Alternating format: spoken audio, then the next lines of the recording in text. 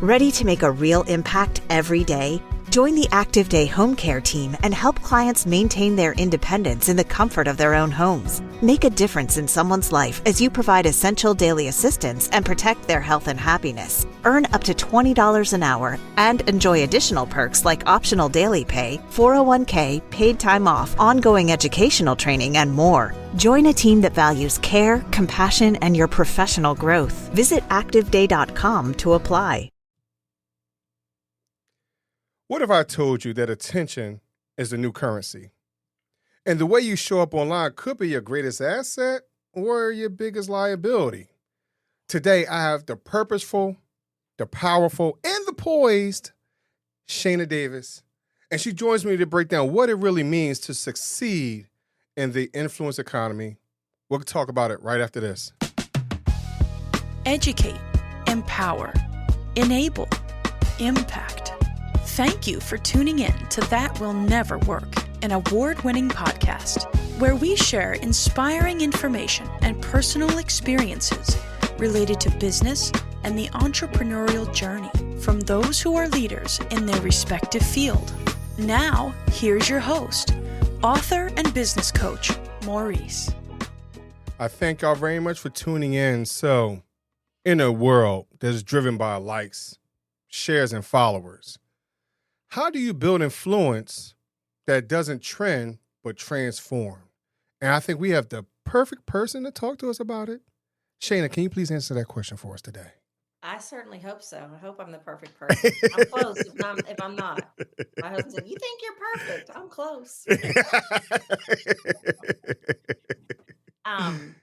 Here's what I know, Maurice. Well, first of all, I just want to define what I mean by the influence economy. So my definition of the influence economy is when your visibility meets intention and it actually creates tangible results. And those tangible results can be things like life-changing income. It can be things like shaping an industry. It can be things like, whatever it is that you want to create on your own terms, whatever you define as success. But we live in such a digital first world that it's just going to continue to become increasingly difficult for us to break through the noise and get the attention of those that we are looking to get in front of as entrepreneurs. And I was writing a video script. Literally, I was almost late to this call because I was working on this video script for an ad that I'm going to put out, talking about people are told, especially like podcast hosts, they're teaching you that the money to be made is really in selling courses. And I believe that with the invention of AI, people are going to be selling less courses. And so what we really have to do is look at what are some of the tried and tested ways of making serious money from our income. I'm making serious income from our influence in a way that it doesn't matter how much noise is in the digital space. And the primary strategies that I teach are, how do you take your influence and take the business that you've built and use that to land corporate contracts and land corporate sponsors? Because AI is never going to replace those things because they're built on trust, they're built on relationships, and they're built on influence. So the question of, will you ever be able to do that and that will never work? We probably are going to get to a place where trying to stand out in a digital landscape and trying to only drive business in our entrepreneur journey, if we're going to limit ourselves to just things that are digital and just selling to individual consumers and other entrepreneurs, we could potentially find ourselves, maybe even not that long in the distant future, in a place where it's like, that will never work. So, first of all, thank you very much for the plug. And second, there's a part that you're talking about, such as these corporate sponsors. Some of us feel like we're so far away from that because it feels far away. Yeah. Especially some of these Fortune 500, companies that, hey, maybe my message does not apply to what they're talking about, or I can never put myself in that position. I don't even know what to say to them. So first of all, how can I change my mindset that to even just maybe it is possible. Absolutely.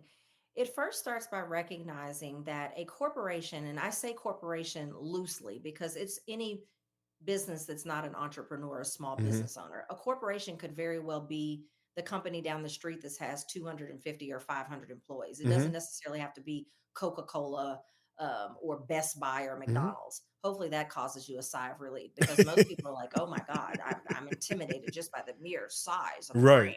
It's Yep. ridiculous.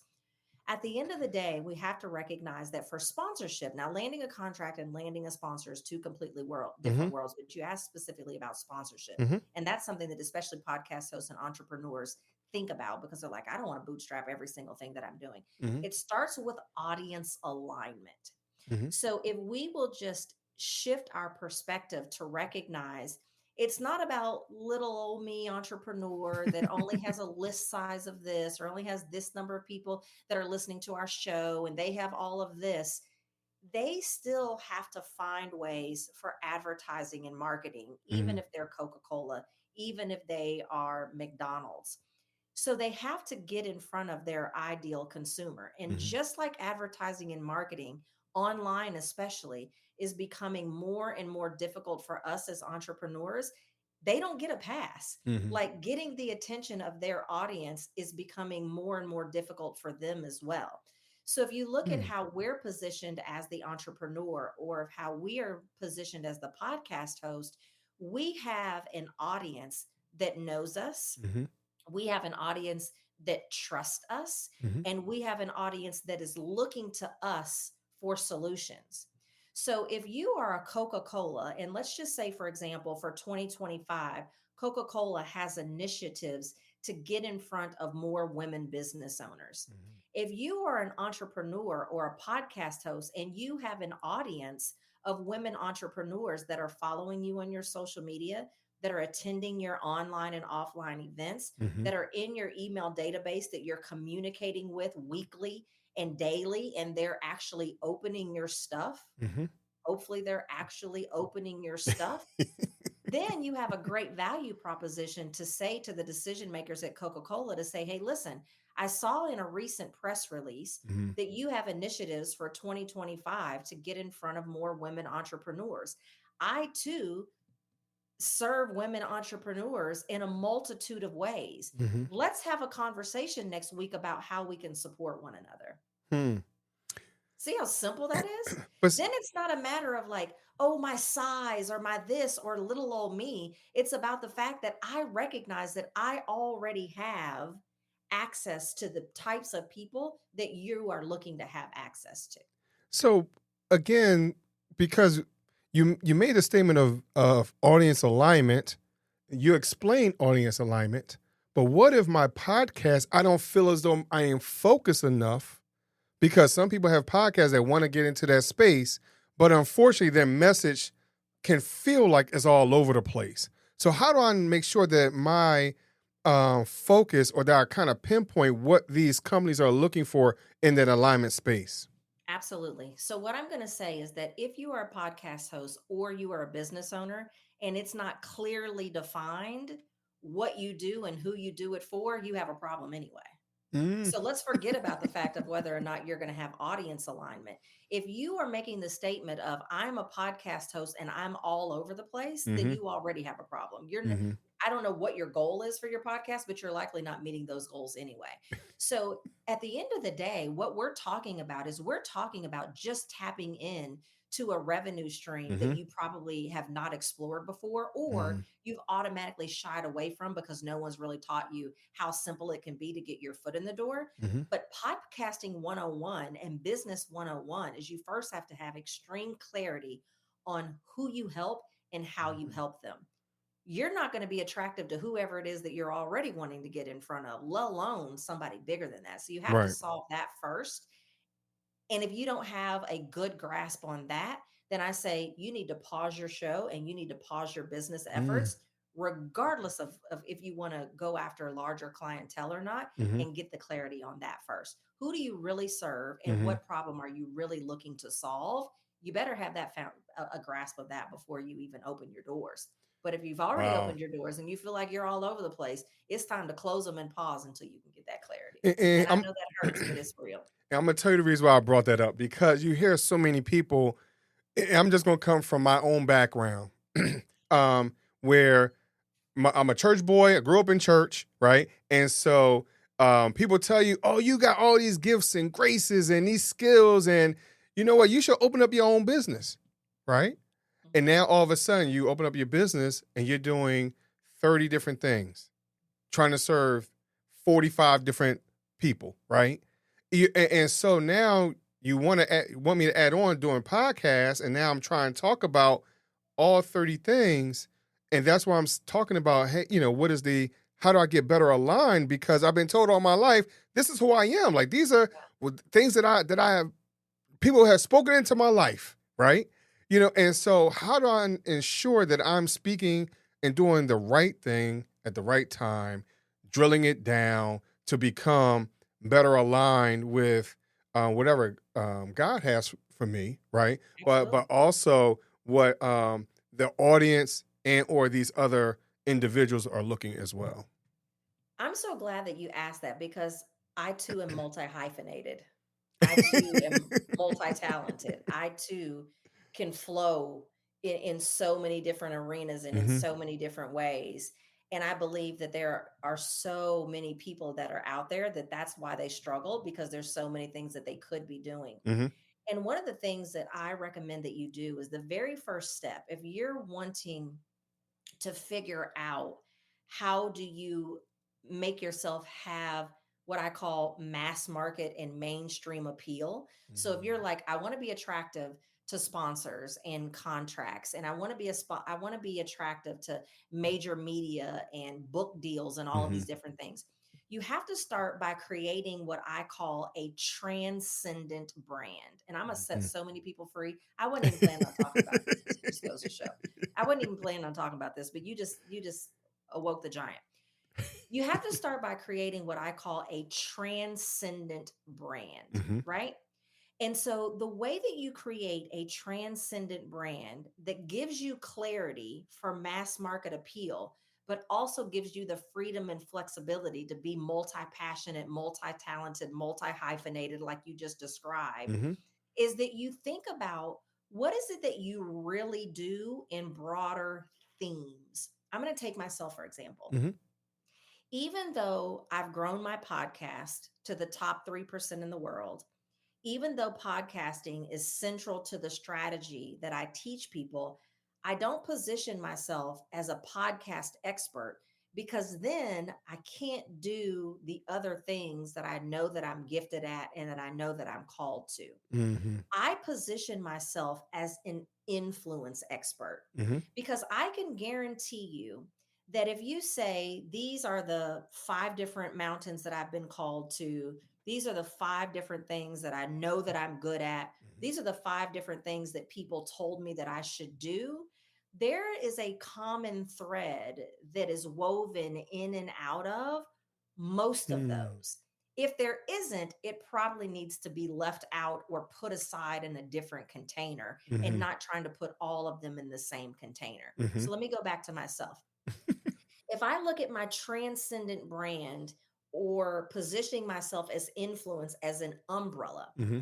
I now can operate in multiple different facets. Over here, I can teach a podcast host and an entrepreneur how to use their influence to land corporate contracts and corporate sponsors. Mm-hmm. Over here, the Today Show can bring me on. They can say, this month we're focusing on women, and I can talk about how a woman can own her influence and own her voice and create success on her own terms as a Mm-hmm. result of what it is that's put into her. Over here, I can work with sales teams inside of a corporation to show them how they use their messaging to bring in other opportunities. Mm-hmm. So now it doesn't sound like I'm all over the place, because what I'm telling you is that I help entrepreneurs and companies turn their influence into serious income. Mm-hmm. Now it doesn't sound like I'm all over the place, because Mm-hmm. now I'm able to tailor what I offer and tailor the conversation that I'm having based on the different lanes that fall underneath my umbrella. Now, if you look at the multiple things that you're good at,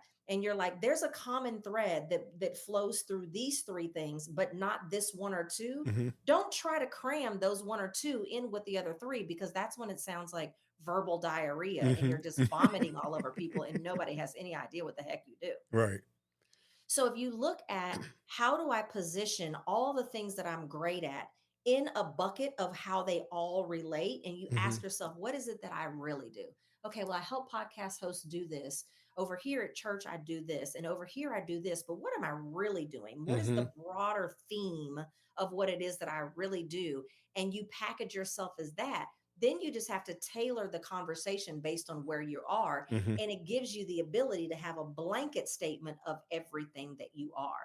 Then it doesn't feel all over the place, and you can be a little bit more like, let's just take a podcast, for example. Mm-hmm. If there's three different things, but they all fit under a different umbrella, this week you may talk about one thing, next week you may talk about something else, Mm-hmm. but it still all ties back to that general theme and umbrella of what it is that you're really good at. And I think as I'm listening to you, because, and I'm using a church mentality, because a lot of times we're in different organizations within a church, and each one does not always fit with the next. And so how can I understand that even though, yes, I'm in under one building in one place, but the ushers may not, I was an usher, I was an acolyte, I was a youth choir, like, I was all these different parts, but they don't always feel like they're all, all together. And so, and my responsibilities were different. But as you're talking about, there is a common thread, but sometimes we don't see what the common thread really is. So how do we even get deeper into that to ensure our alignment across the board? Because sometimes we don't get that far into finding our why, our purpose, all that stuff. Well, I'm a preacher and I can talk bad about us if we want to. I'm first going to start by saying there's always going to be a whole lot of things that happen in church that don't really, that's not the way it works in the real world. Let me just start with that. So that's probably not always the best example, but I will use the church example because you gave that. So if I'm at church and I'm serving in ministry here, and I'm serving in ministry here, and I'm doing this over there, and I'm doing this over there, all within the confines of the four walls of the church, I have to ask myself, can I find a common thread between the departments? If the answer to that is no, maybe the common thread is you. Why are you able to excel in all of these different components of the church? Is it because you have a unique ability to connect with people? Is it because you have a unique ability to help people? Do you have so sometimes the common thread isn't in where you're placed. Sometimes the common thread is how you are placed in those different things. So it doesn't just have to necessarily be where you're placed. Sometimes it's what is the skill, expertise, or messaging that I bring to multiple different arenas. And then that's your thing that you brand yourself as. Here's the other way that I'm going to answer that. Whether you're in the church or you're out in the business world, because church people say marketplace. There is no marketplace. Marketplace is everywhere I go. Sometimes you have to ask yourself, there's all these things I can do, but who do I want to be a hero to? I can't be a hero to everybody, and everybody doesn't need the same thing. So sometimes, depending on the construct of how you're positioned or where you're positioned, you can do it all. Other places and spaces, you're going to have to ask yourself, who do I want to be a hero to so I can speak directly to them? And I didn't mean to go this far deep into the church mentality, right? It's fine. But I'm saying this because it needs to be debunked anyway. So let's go there. but I'm using this analogy because sometimes in that church space, we don't always see the connection to the world, quote unquote, right? We don't see those skills that we actually learn in the church, how they do transfer into us being a great manager or director or whatever it is, and or for us to become that transcendent entrepreneur. Yeah. So that's why I was bringing out that foundational part. Can I answer that in a way that I don't care how they feel about it? Stop looking for the church to be able to answer that. Because sometimes we need spiritual counsel, and sometimes we need practical counsel, and you have to have the wisdom to know when you need what.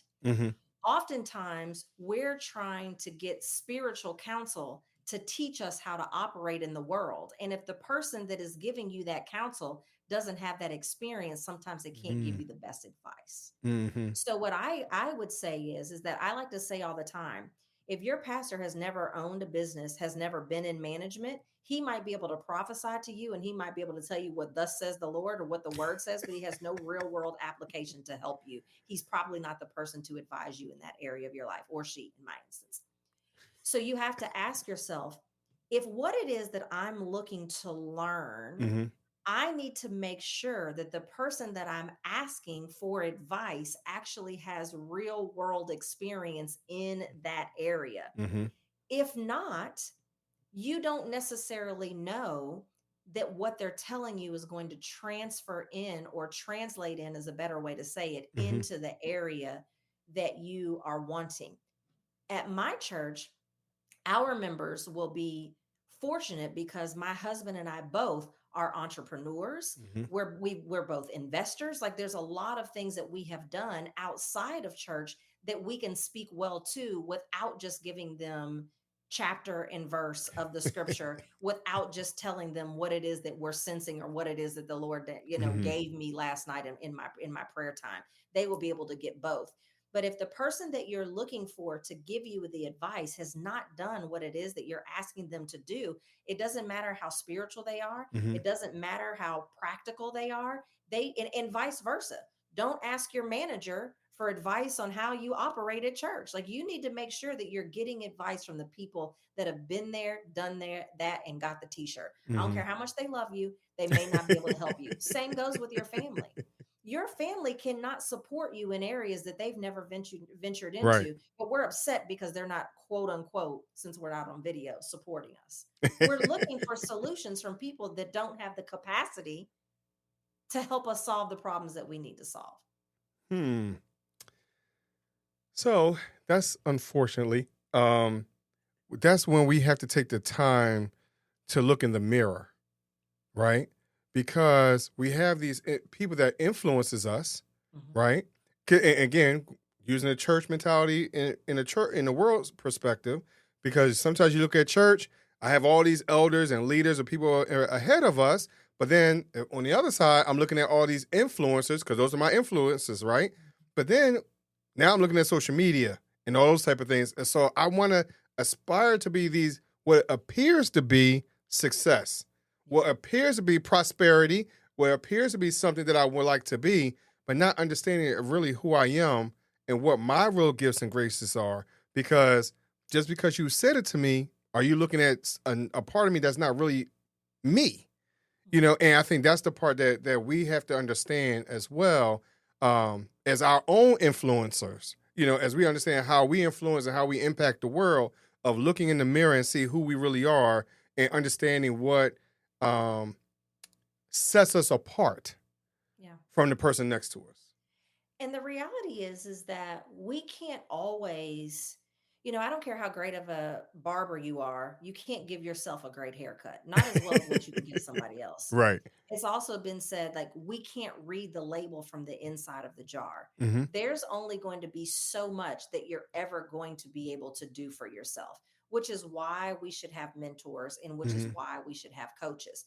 I love the fact that you talked about social media, because unfortunately, we started talking about courses at the beginning of this conversation.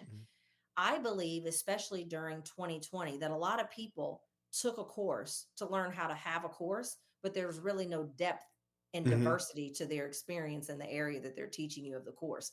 Make sure people have receipts, because now I say you can be Facebook famous. Like, anybody Right. now can say they're an expert in something and, have a couple of good sound bites, ask Chat GPT, what's the best way to position this? And then trick you into thinking that they really are good at what it is that they do. Make sure they have receipts. If they're telling you that they're going to teach you how to get your foot in the door with corporations, they better also show you the corporations that they've gotten their foot in the door with. Because if they're not mentioning specific names, I can almost guarantee you that they didn't do business with those companies, because they know that those companies can fact check. Right. So make sure that if you are reaching out to someone for mentorship or coaching or to give you advice in the direction in which you should go, make sure they actually have receipts and not just sound bites. And sometimes we don't do that because we're so busy and caught up in what the image is. Yeah. And hey, just because you took a picture in front of this Lamborghini or this 6-bedroom, 5-bath house, we assume because you took a picture of it, because you're walking through it, that it's yours. How do we know it's not an Airbnb? Correct. How we know you didn't get off a Turo? You get what I mean? And you know why they have to do that? Because they have no depth. They have no diversity. They're not a sophisticated mentor. So they're playing on your emotions because they recognize that buying decisions, by and large, are emotional decisions. And so shame on you if you fall prey to that, because they were able to tap into, and I'm not saying that you shouldn't have stuff. You know what I Right. mean? I love stuff and I love nice stuff. And I believe that sometimes we're not driven by the right things, so we're attracted to the wrong things. So my thing is this, is that I'm going to go back to the asking for receipts instead of sound bites. If you see this individual and like you're drawn to the fact that they're going to show you how to make so much money because they're in front of this house and they're getting out of this car that the doors lift up like they're back in the Jetsons and all those things, that's great that you were enticed by that. But be mature enough. That's the best word that I can come up with. Be mature enough to explore beyond that and ask the questions beyond that.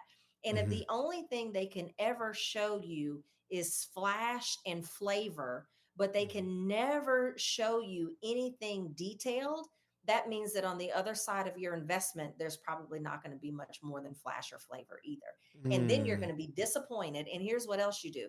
Then you say, coaches don't work.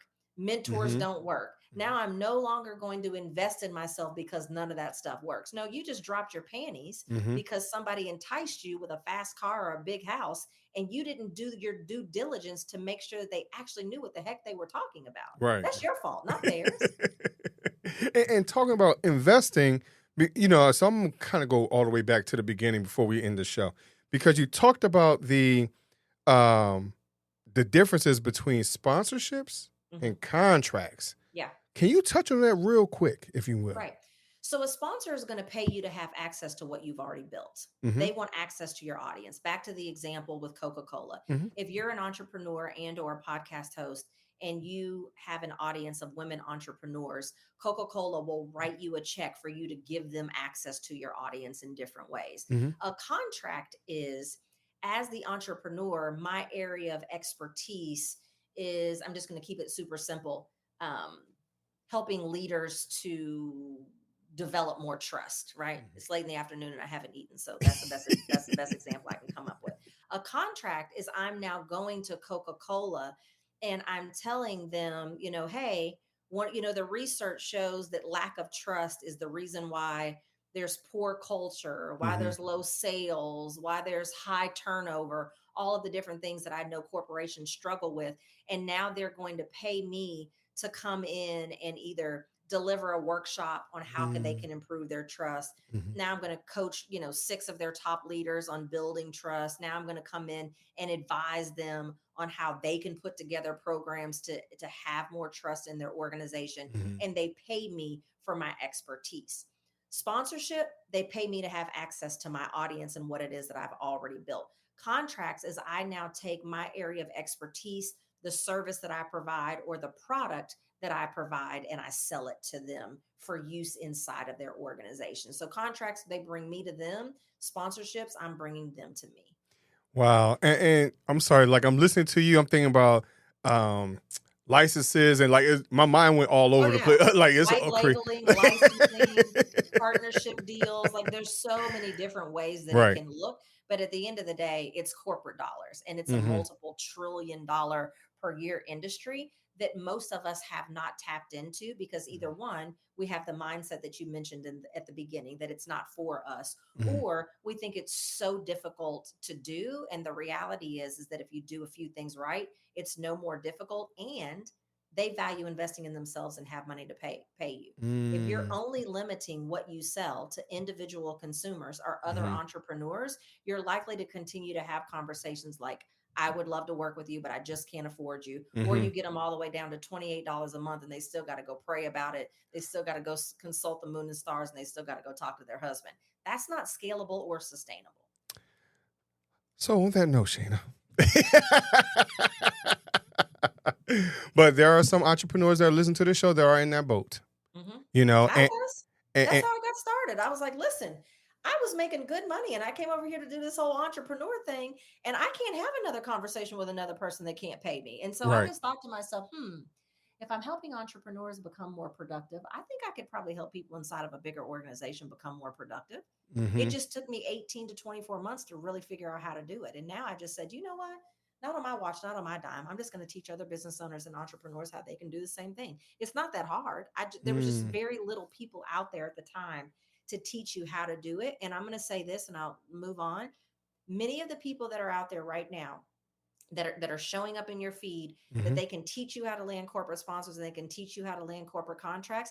Since I know what I'm doing, I can look at their sales page and see they don't know what they're talking about and that they're teaching you ways that don't work. Nor are they Wow. telling you exactly what companies they worked with. And there's a reason for that because they haven't worked with any. Wow. So we could go on forever with this. So, but we're gonna leave off with this. So, first, I gotta say thank you for all the information that you provided because it's genuine. It's from the heart. You know, this was a totally off base show. Like we didn't see any of this coming, right? But I didn't plan to talk about any of this. But I told you there was going to be a genuine conversation, right? Yeah. You know, so I didn't have a laundry list of questions, and hopefully y'all can listen to this. And this is how the show is structured. It's totally like improv, to be honest. You know, but for those individuals that are looking to get more confidence, because some of the things that I'm listening to you as well is confidence, being more self-assured, self-aware. Understanding what I need to put out there, all those type of pieces in addition to, so where can they find out some more information from you and or listen to your content besides listen to all the other podcasts? Because I had fun listening to you and some other shows before I listen to you today. Yeah. So I'll first start by, I want to just address the confidence issue. Mm-hmm.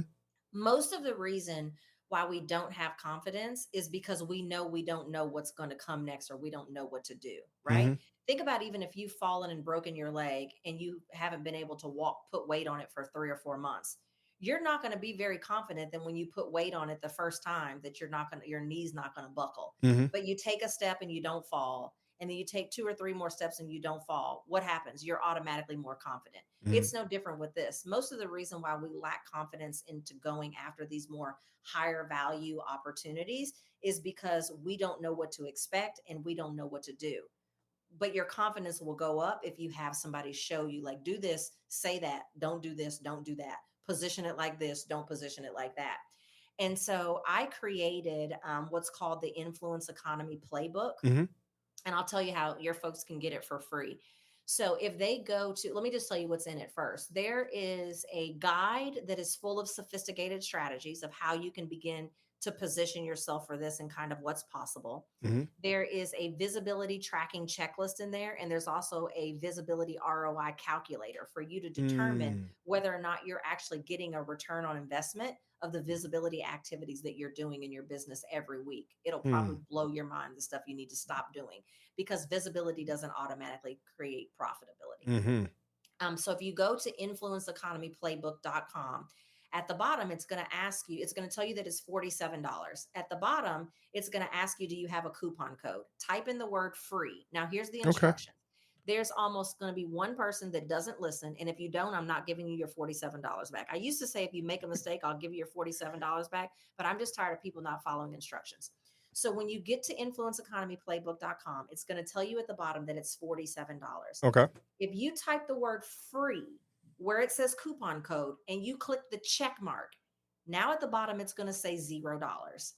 Yes, it's going to ask you for your credit card. It's not going to charge you because it says $0. That's just the way the e-commerce sites work. Right. If you don't put the word free and check the checkbox, it's still going to say $47. And then when you email me, I'm not giving you your $47 back. I'm tired of doing that.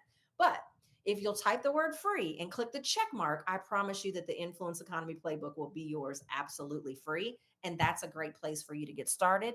And then my show is also called the Influence Economy Podcast, and you can listen to a new episode every Monday. Nice. So I wrote it down so that way I could make sure it is clear in the show notes. Yes.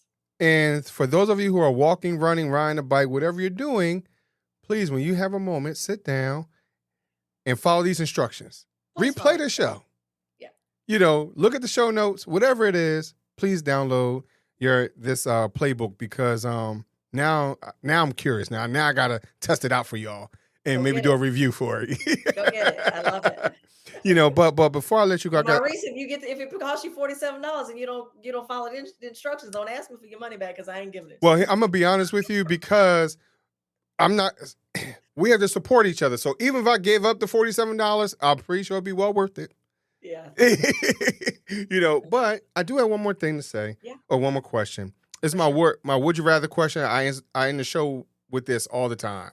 All right. And so, and because you're good sport, I might ask you the second question too. Okay. But the first one is, would you rather choose 3 doors or a fork in the road? 3 doors or a fork in the road?